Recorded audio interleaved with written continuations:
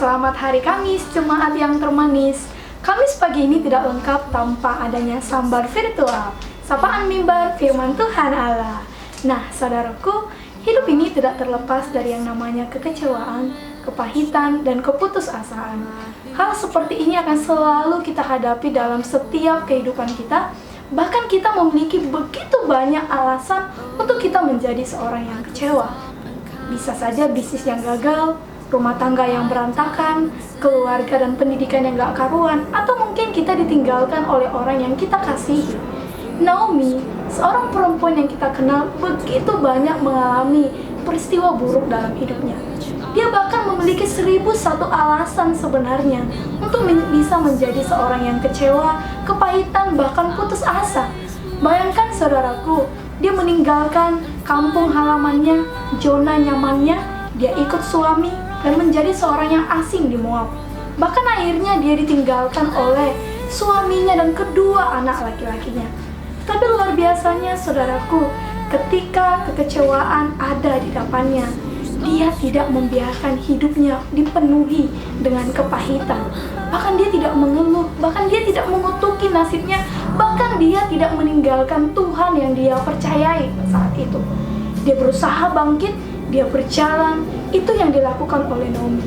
Fokus perhatiannya bukan lagi tentang masa lalunya, bukan lagi tentang pengalaman hidupnya yang pahit, melainkan masa depannya dan juga kebaikan orang-orang yang ada di sekitarnya, yaitu menantu yang dia kasihi seperti anaknya sendiri. Ternyata saudara, respon Naomi di dalam menentukan pilihan arah langkah hidupnya akhirnya sesuai dengan arti namanya, menjadi pribadi yang menyenangkan.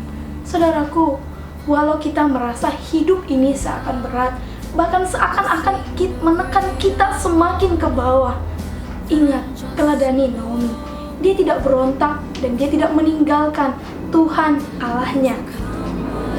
Hidup boleh berat, tapi itu tidak menjadi alasan bagi kita untuk meninggalkan Dia, si pemberi hidup itu.